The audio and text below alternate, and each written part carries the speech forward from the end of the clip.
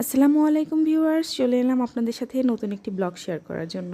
দেখতে পাচ্ছেন আম, আর এখানে তো দেখতে পাচ্ছেন শিং মাছ দিয়ে বাবু খেলা করছে। তো আমি একটু টুকিটাকি বাজারে করেছি আজকে সকাল সকাল। তো চলুন সেই বাজারগুলো আপনাদের সঙ্গে শেয়ার করি। আমি আম কিনেছি, এখন আমের সিজন। এখানে আমি বিভিন্ন রকমের আম কিনেছি, আর একপাশে ফজলি আমও রয়েছে। এছাড়া মাছ কিনেছি, এটা মাগুর মাছ। মাগুর মাছটা এখানে পাওয়া যায়। পাঙ্গাস মাছ আছে, ঝিঙ্গে, আলু, তারপরে আর জাম পেয়েছি, জাম নিয়েছি। বাবু মাছ দিয়ে খেলতে খুবই পছন্দ করে, সেই কারণে মাছ, কিন্তু ও তো আসলে বুঝছে না এটা শিং মাছ। এই মাছ তো কামড় দিলে অনেক ব্যথা পাবে, সে আসলে এটা বুঝছে না। সে অনেক জেদ করছিল মাছ দিয়ে খেলার জন্য, তাই একটা ডিশে পানি দিয়ে ওকে দিয়ে দিয়েছি। ও বসে শুধু দেখছে।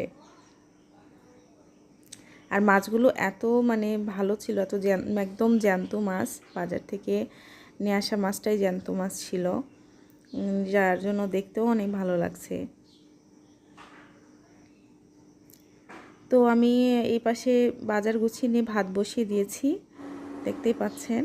আর এ পাশে আমি মাছ ভাজতেও শুরু করে দিয়েছি।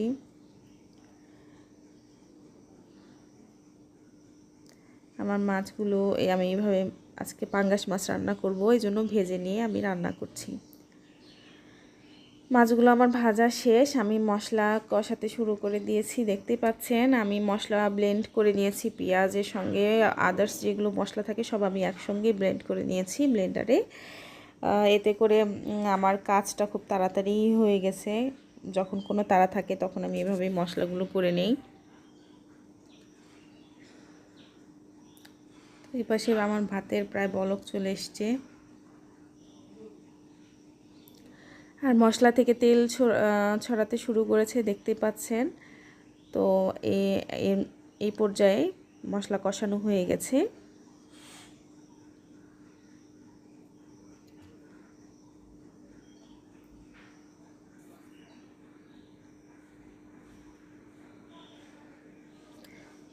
এর পর্যায়ে আমি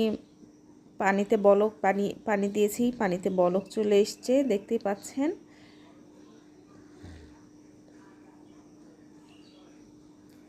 এখন আমি মাছগুলো ঢেলে দিলাম। মাছগুলো সামান্য একটু নাড়াচাড়া করে ঢাকনা দিয়ে দিব, পানি না শুকোনো পর্যন্ত। পানি শুকিয়ে গেলে নামিয়ে নেব।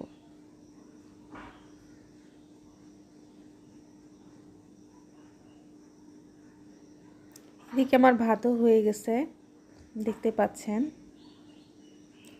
আর আমি রান্না করব পুঁই শাকের বিচি, আমার ফ্রোজেন করা ছিল। পুঁই শাকের বিচি রান্না করব আলু দিয়ে।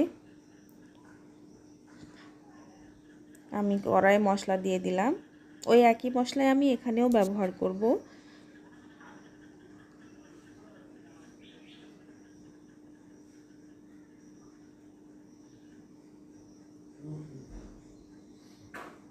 লবণ দিয়ে দিলাম।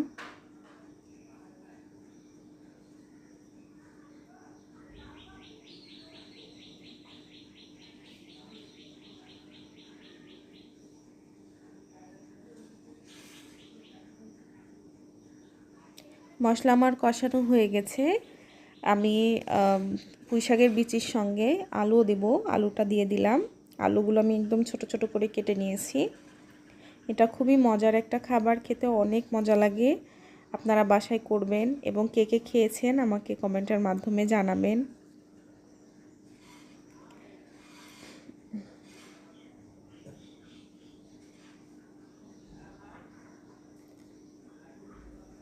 দিয়ে দিলাম পুঁই শাকের বিচিটা। এটার তরকারিটা একেবারে বিটরুটের মতো হয় কালারটা, মানে খুবই মজার, এবং এটা অনেক স্বাস্থ্যকর একটা খাবার।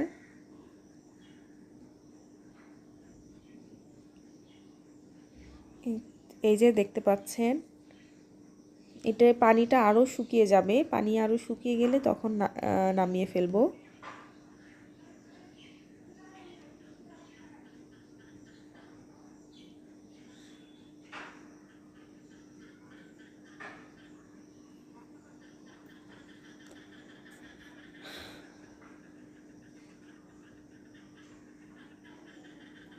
এদিক থেকে আমি জাম নিয়ে এসেছিলাম, জাম মাখাবো, সন্ধ্যা হয়ে গেছে।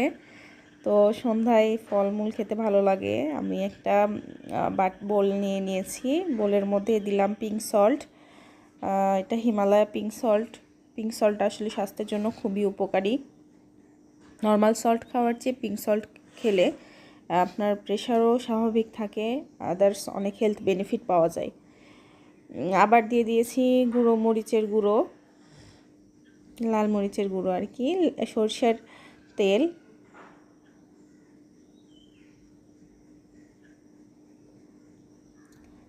আর এর মধ্যে দিয়ে দিলাম জাম। জামগুলোকে সুন্দর করে মাখাতে হবে।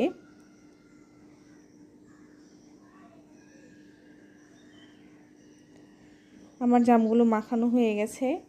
জাম কিন্তু শরীরের জন্য অনেক উপকারী। জাম খেলে আমরা ছোটোবেলা থেকেই জানি রক্ত পরিষ্কার হয়, এই কারণে আসলে জামটা সবারই কম বেশি খাওয়া উচিত। যে আর জাম শুধু না, সিজনাল যতগুলো ফল আছে বা আমরা পাওয়া যায় আমাদের দেশীয় ফল, সেগুলো সবারই কম বেশি খাওয়া উচিত। তো এই ছিল আজকে আমার ব্লগ।